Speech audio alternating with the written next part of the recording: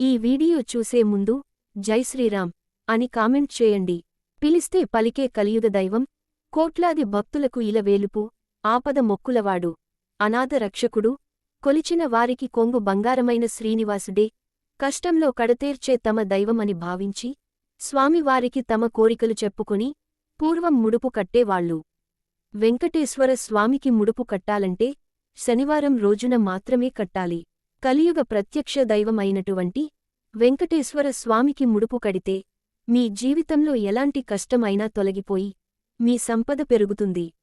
మీకు ఏదైనా కష్టం వచ్చినప్పుడు వెంకటేశ్వర స్వామికి ముడుపు కట్టండి.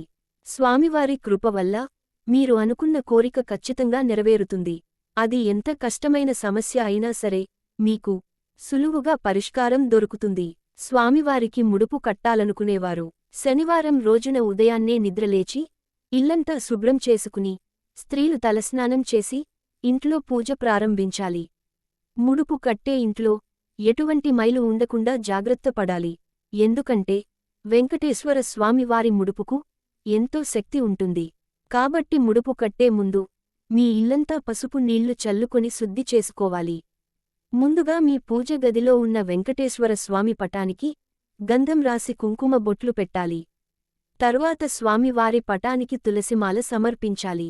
ముడుపు కట్టే ముందుగా వినాయకునికి నమస్కరించాలి.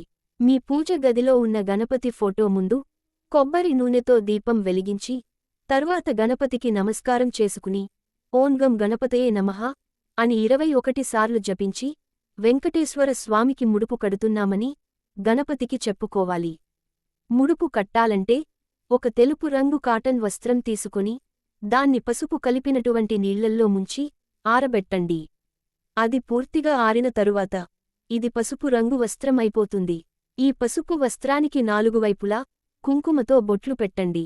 తర్వాత 11 రూపాయలు లేదా 21 రూపాయి బిళ్లలు లేదా 54 రూపాయి బిళ్లలు లేకుంటే 108 రూపాయి బిళ్లలు మీ ఆర్థిక పరిస్థితిని బట్టి ఈ పసుపు వస్త్రంలో ఉంచి మూట కట్టాలి. ఈ మూట కట్టేటప్పుడు మూటకి 3 ముళ్ళు వేయాలి. అయితే ఈ 3 ముళ్ళు వేసే సమయంలో ఒక్కొక్క ముడిని వేసేటప్పుడు మీకు ఉన్నటువంటి సమస్యలు స్వామివారికి చెప్పుకుంటూ 3 ముడులను వేయాలి. 3 ముడులు వేసిన తర్వాత ఈ ముడుపుని మీ పూజ గదిలో ఉంచి 108 గోవింద నామాలు చదవాలి. ఆ తర్వాత స్వామివారికి పచ్చకర్పూరంతో హారతి ఇవ్వాలి. వెంకటేశ్వర స్వామికి పచ్చకర్పూరం అంటే చాలా ఇష్టం. ఇలా ముడుపు కట్టిన తర్వాత మీ కోరిక నెరవేరిన వెంటనే ఆ ముడుపు తీసుకొని తిరుపతికి వెళ్లి వెంకటేశ్వర స్వామి హుండీలో ముడుపును వేయండి. హుండీలో ముడుపు వేసేటప్పుడు ఆ ముడుపులో ఉన్నటువంటి ధనంతో పాటు వడ్డీ కూడా ఎంతో కొంత కలిపి స్వామివారి హుండీలో వేయాలి.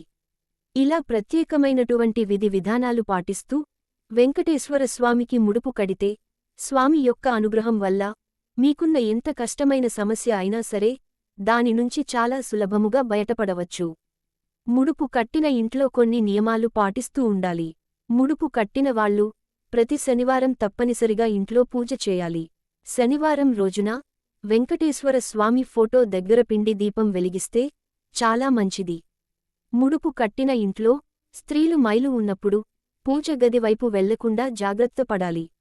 ఇంట్లో మైలు పూర్తయిన తర్వాత పూజగది దగ్గర పసుపు నీళ్లు చల్లి పూజ గదిని శుద్ధి చేసుకోవాలి. ముడుపు కట్టిన ప్రతి ఒక్కరూ తిరుమల ఆలయం గురించి కొన్ని అద్భుతమైన విషయాలు తప్పక తెలుసుకోవాలి. తిరుమల ఆలయం చుట్టూ స్వామివారి విగ్రహం చుట్టూ ఎన్నో తెలియని రహస్యాలు దాగి ఉన్నాయి. సాధారణంగా మనకు తెలిసిన వాస్తవాల కంటే మనకు తెలియని అంతుచిక్కని రహస్యాలెన్నో తిరుమలలో దాగి ఉన్నాయి.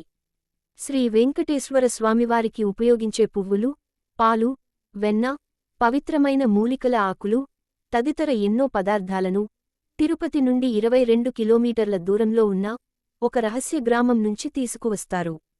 తిరుమల గర్భగుడిలో ఉన్న శ్రీవారి విగ్రహం భక్తులకు గర్భగుడి మధ్యలో ఉన్నట్లు కనిపిస్తుంది. అయితే నిజానికి శ్రీవారి విగ్రహం గర్భగుడి మధ్యలో ఉండదు. గర్భగుడికి కుడివైపున ఒక మూలలో శ్రీవారి విగ్రహం ఉంటుంది. సరిగ్గా గమనిస్తే ఇది మీకు స్పష్టంగా తెలుస్తుంది. శ్రీవారి విగ్రహం వెనుక నుంచి ఎప్పుడూ సముద్రపు ఘోష వినిపిస్తుందనేది నమ్మలేని నిజం. స్వామివారి విగ్రహం వెనుక చెవి పెట్టి వింటే ఇది స్పష్టంగా తెలుస్తుంది.